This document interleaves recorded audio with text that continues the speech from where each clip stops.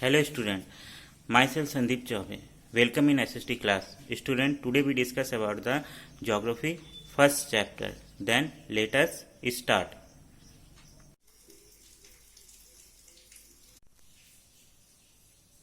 Hello student, today we discuss about the other celestial bodies. हम लोगों ने last class में हम लोगों ने प्लैनेट्स के बारे में पढ़ा था। आज हम लोग देखेंगे जो प्लैनेट्स के अलावा अदर जो सेलेस्टियल बॉडीज हैं हमारे सन फैमिलीज में, उसके बाद डिस्कस करेंगे। दे रहे हैं यहाँ पर there are some other celestial bodies in the sky above us. There are moons, asteroid, meteoroids and comets. First discuss about moons. Moons, these are satellites of planets. They revolve around the planet in their own orbit and continue to so while the planet revolve around the sun. यानी देखा जाए तो moons एक तरह से जो इसको हम लोग सैटेलाइट जो कह रहे हैं, ये प्लैनेट्स के होते हैं। प्लैनेट्स जैसे कि सन के चारों तरफ प्लैनेट घूमते हैं, तो प्लैनेट्स के चारों तरफ ये जो सैटेलाइट या मून्स होते हैं ये घूमते हैं। उनकी भी एक अपनी ऑर्बिट होती है, अपना एक पाथ होता है। यहाँ पर दे रहा है मरकरी एंड वेनस, इसके अपने कोई सैटेलाइट नहीं होते हैं। बाकी जो प्लैनेट्स है उसके अपने सैटेलाइट्स होते हैं।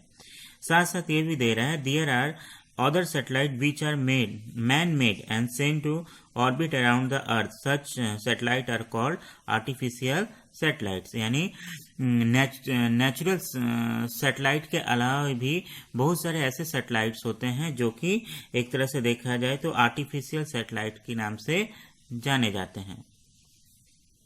हम लोग अपने जो अर्थ का जो मून है उस पर डिस्कस करेंगे। दे रहा है the moon is only natural satellite of the earth. It has the diameter which is nearly 1/4 of the earth diameter and it appears very big, nearly large at the sun as it is much closer to the earth in comparison to the sun. कहने का मतलब हमारा जो एक natural satellite है only moon है जो अर्थ के चारों तरफ ये घूमता है। इसका जो डायमीटर यानी इसका जो एरिया होता है अर्थ के ओनली 1/4 है, यानी 1/4 है।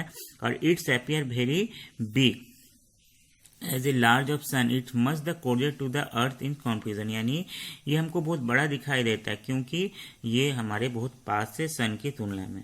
आगे दे रहा है it is about 3,84,000 kilometre from the earth and the moon rotates around the earth is 27 days and 8 hours and it also takes same time to spin on its axis. कहने का मतलब जो अर्थ जो मून है ये एक तरह से देखा जाए तो ये जो मून रोटेट होता है अपने स्पिन में 27 days and 8 hours, और ऐसे ही वो चारों तरफ जो अर्थ के चारों तरफ घूमता है उतना ही टाइम लेता है।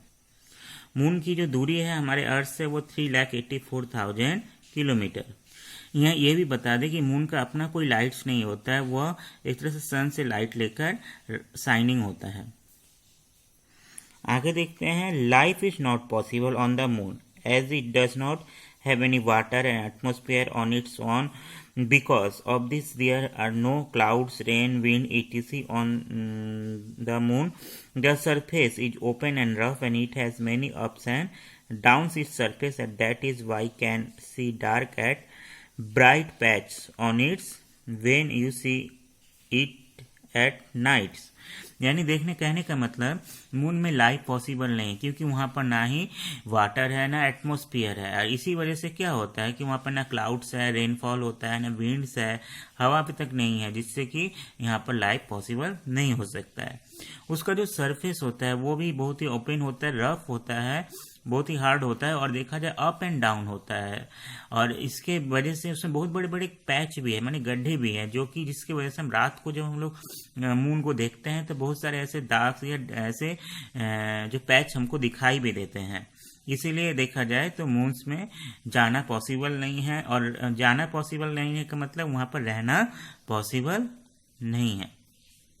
Next discuss about asteroid. यहाँ पर दे रहा है asteroid are small rocky celestial bodies moving around the sun between the orbit और Mars and Jupiter. Scientists believe that they are remains of a planet which exploded many years ago. यानी कहने का मतलब यहाँ पर एस्ट्रॉयड हम लोग figure देख सकते हैं, ये एस्ट्रॉयड के फिगर्स हैं, और ये जो ये एस्ट्रॉयड होते हैं ये भी एक सेलेस्टियल बॉडी होता है, नहीं रॉक्स के बड़े बड़े एक तरह से पार्ट होते हैं, टुकड़े होते हैं, और ये जो सन के चारों तरफ अराउंड करते हैं, और इनका जो एरिया होता है वो मार्स और जुपिटर, यानी मार्स और जुपिटर के बीच में एक ये सन के चारों तरफ ये घूमते रहते हैं इनका अपने ऑर्बिट्स में। साइंटिस्ट ये मानते हैं कि ये कोई प्लैनेट्स के ही कोई रिमेन्स होंगे, यानी कोई ऐसा कोई प्लैनेट होगा जो कि टूट गया होगा, एक्सप्लॉइडेड हो गया होगा, और इसके जो टुकड़े हैं ये चारों तरफ सन के चारों तरफ घूमते रहते हैं, जैसे कि अदर प्लैनेट सन के चारों तरफ घूमते हैं।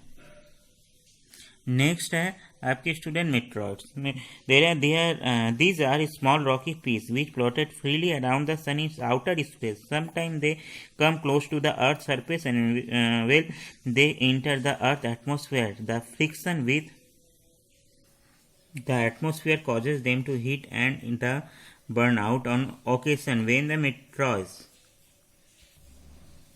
do not burn out completely they fall on the earth and create a hole on the earth surface. कहने का मतलब स्टूडेंट, ये जो मेट्रॉइड्स होते हैं ये भी एक रॉक्स के ही पार्ट्स होते हैं और स्मॉल पार्ट होते हैं, ये भी आउटर स्पेस में ये घूमते रहते हैं, और कभी कभी होता है क्या, ये हमारे अर्थ के पास आ जाते हैं और हमारे अर्थ के एटमॉस्फेयर में जब इंटर करते हैं तो फ्रिक्शंस होता है। इस फ्रिक्शंस के थ्रू यहाँ पर क्या होता है, वो जलना स्टार्ट होता है, बर्निंग स्टार्ट हो जाता है, जिससे कि ये नीचे हमारे अर्थ पे, धरती पे हमारे गिरते हैं।